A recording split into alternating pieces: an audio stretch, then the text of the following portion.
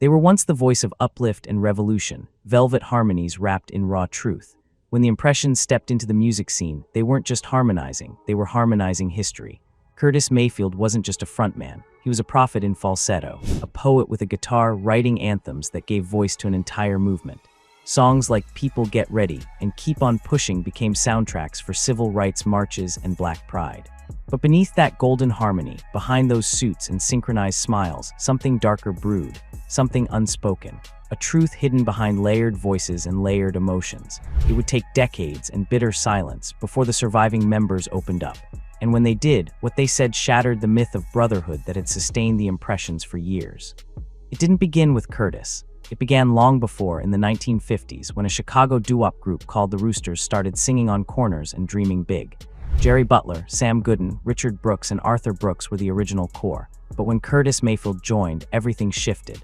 He was only 14, a skinny teenager with ideas too big for his age, with lyrics that already sounded like sermons. He had dropped out of school to chase the notes in his head. Jerry Butler later recalled that it wasn't long before Curtis was writing all their material. The Roosters transformed into the Impressions, and Chicago wasn't ready for what they had. Neither was America. By the early 60s, their silky harmonies and social consciousness started turning heads. Gypsy Woman in 1961 put them on the map, but it was It's All Right in 1963 that made them a household name. The chemistry was undeniable. Mayfield's falsetto floated above, while Sam Gooden's baritone grounded the sound. Fred Cash added balance, and Jerry Butler, until his departure, brought that gritty, gospel-grown light. But once Jerry left for a solo career, Curtis took full control, becoming lead singer, primary songwriter, and eventually the undisputed face of the Impressions. That shift in power would plant seeds, subtle at first, almost invisible, until they sprouted into silence, then resentment, and ultimately fracture. Then came 1965. The civil rights movement was reaching a boiling point, and Curtis Mayfield responded not with rage but with uplift. People Get Ready wasn't just a hit, it was a hymn. Even Martin Luther King Jr. praised its beauty and message. But while the world saw unity and inspiration, inside the group, tensions were rising. Mayfield's genius was undeniable, but so was his dominance. Former bandmate Fred Cash once hinted in interviews that the group's creative process had become increasingly one-sided. The rest of the Impressions were becoming background singers, decorations to Mayfield's solo vision wrapped in a group format. They toured, smiled, recorded, but something vital was missing: equality. What most fans never knew was how the business behind the scenes reinforced that inequality. Curtis had not only become the lead singer and songwriter, he also founded Curtom Records in 1968 and began making executive decisions that sidelined his own bandmates. He had the power to decide what songs were recorded, who got the spotlight, and where the royalties went. And while that might sound like leadership, some saw it as something else entirely: ownership. The other members began to feel like employees in a company they helped build. The label may have said The Impressions, but it increasingly felt like Curtis Mayfield featuring whoever. Then in 1970, everything changed again. Curtis left the group, just walked away. No press conference, no farewell tour, just a quiet exit to focus on his solo career and the next chapter of his life. And with that, the Impressions were forced to become something they hadn't been in over a decade, a group without its shining star. They pressed on. Fred Cash, Sam Gooden, and Leary Hudson tried to carry the legacy forward, but the magic had shifted, and so had the industry. Funk was rising, disco was coming, and conscious soul was taking a backseat. The group never recovered the momentum, but the full truth of why Curtis really left, and what was buried under that decision, wouldn't surface until years later. In a revealing 2008 interview, decades after the spotlight had dimmed, Fred Cash and Sam Gooden finally broke their silence. And what they said wasn't bitterness, it was heartbreak. They revealed that the real fracture came not from musical direction, but from a betrayal they never saw coming. They claimed that Curtis had made promises of shared songwriting credits, fair royalties, and co-ownership of Curtom Records. Promises that, according to them, were never fulfilled. While Curtis was hailed as a pioneer and mogul, his former bandmates were left out in the cold, receiving a fraction of the recognition and compensation they felt they deserved. It wasn't the music, Sam said. It was the lie. They said Curtis had led them to believe they were all in this together. But behind closed doors, contracts told another story. Paperwork filed in Curtom's early days showed Curtis as the sole executive, sole publishing owner, sole profit recipient. No co-founders, no equal stake. He was our brother, Fred Cash explained, but the business made him a boss. And that truth, more than any artistic differences or ego clashes, was what tore the Impressions apart. They didn't break up, they were broken. And they stayed quiet for decades, partly out of respect, partly out of fear that speaking the truth would ruin the legend they helped build. It's easy to romanticize the past, to hear "Amen" or "We're a winner" and imagine a group of men united in purpose and heart. But behind every harmony there was a harsh note. Behind every hit, a silence about what was really happening. Curtis Mayfield went on to craft an astonishing solo career: Superfly, Move On Up, Freddie's Dead, songs that still echo today. But his departure from the Impressions left wounds that never fully healed. When Curtis was tragically paralyzed in 1990 after stage lighting collapsed on him, Sam and Fred visited, embraced him, forgave him. But forgiveness doesn't erase the truth, it just makes it easier to live with. And yet, even in his silence, Curtis never fully addressed the accusations. He never publicly responded to the claims of broken promises. Some say it was pride. Others believe he was simply trying to protect the myth. After all, black artists in the 60s and 70s didn't have the luxury of infighting. Unity was everything. They were fighting a larger war, against segregation, against radio discrimination, against systemic theft of black music. Maybe Curtis saw speaking up as undermining that fight, or maybe the silence was his admission. By the early 1970s, without Curtis Mayfield, the Impressions were left holding the name but missing the engine. They brought in new talent, Lyric Hudson, then Ralph Johnson, and later Reggie Torian, to try to keep the spark alive. But the alchemy never fully returned. Albums like Preacher Man and Finally Got Myself Together showed flashes of brilliance, but something intangible had changed. Curtis had taken more than his voice with him. He had taken the identity. Sam Gooden and Fred Cash held their heads high, kept performing, kept recording, but deep inside, they were carrying a weight the world never saw, the burden of being replaced by a myth they helped create. And what made it sting wasn't just the departure. It was the silence that followed. The music industry is built on omissions. What's left unsaid often matters more than what's performed. While Curtis Mayfield's solo catalog gained critical acclaim and commercial success, the members he left behind were pushed into the margins. Sam and Fred would sometimes sit backstage during industry events, watching as Curtis received Lifetime Achievement Awards, humanitarian honors, and standing ovations. They clapped too. They were proud of him. But they also wondered, what about them? Where were the acknowledgments that the Impressions were not just a stepping stone, but the soil from which Curtis's greatness grew? In 1983, the trio was briefly reunited for a special performance. It was emotional, it was powerful, but it wasn't enough. No deep conversations happened. No truths were unpacked. Fred later admitted in a 2009 radio interview that they had all become too polite around each other, masking the pain with smiles, brushing the past under the rug for the sake of preserving what little connection remained. And yet that lie, the one they never got to publicly confront, kept echoing in their lives. Not a lie of words necessarily, but a lie of omission, of unfulfilled expectations, of watching their lives become footnotes to someone else's legend. Then in 1994, something unexpected happened. The Rock and Roll Hall of Fame announced that the Impressions would be inducted. Not Curtis alone, the Impressions. The full group. Sam Gooden, Fred Cash, Jerry Butler. It should have been a healing moment, a long overdue celebration, and it was on the surface. But even there, the speeches focused on Curtis's genius, his compositions, his social commentary. Few talked about the actual group dynamics, or the sacrifices that Fred and Sam made to keep the name alive after Curtis had walked away.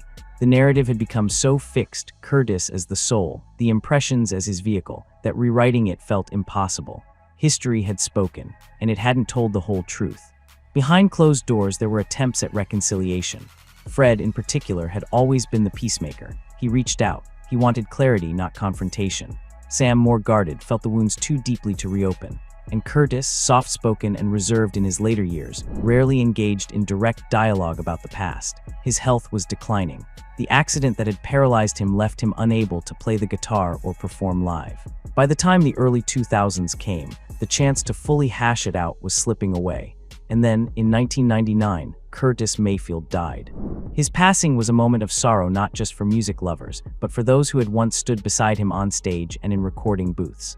Sam and Fred mourned privately. They didn't need to issue statements. The grief was too personal, but what remained, what lingered, was the absence of closure. Fred later told a journalist, "We never really talked it out. There were things I needed to hear him say, and things I wish I had the courage to ask."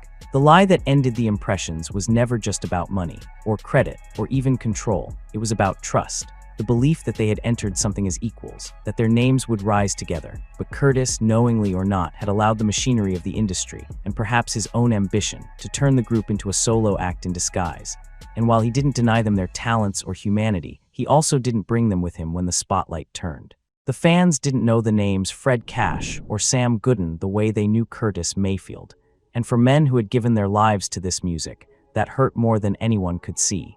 Then in 2011, nearly 12 years after Curtis's death, Fred Cash spoke at a college symposium on soul music. For the first time, he spoke publicly, not angrily, not bitterly, but honestly about the unspoken fractures. He described the way record contracts were handed out, how the publishing rights often bypassed the other members, how producers and execs were instructed to deal with Curtis only. He said, "We were the Impressions in name, but we were treated like session singers. And we let it go because we thought the success was worth the silence." The crowd sat in stunned silence. It was the kind of truth that doesn't need a microphone to echo.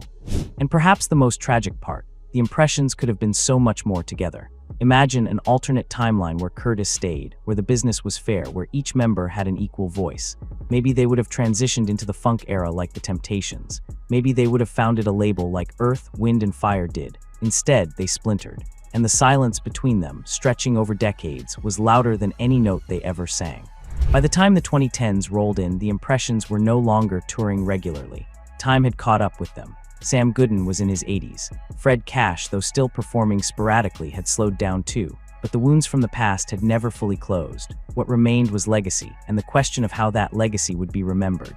The music world had always looked at the Impressions through a Curtis-shaped lens, but slowly, quietly, things began to shift. Documentarians, historians, and soul scholars started digging deeper, and what they uncovered was not just a band shaped by one man's genius, but a group carried by multiple voices, all of which had been stifled under the weight of one narrative. In 2015, the Smithsonian held a panel on the legacy of soul music, and for the first time, an academic spotlight was placed on the Impressions as a collective force.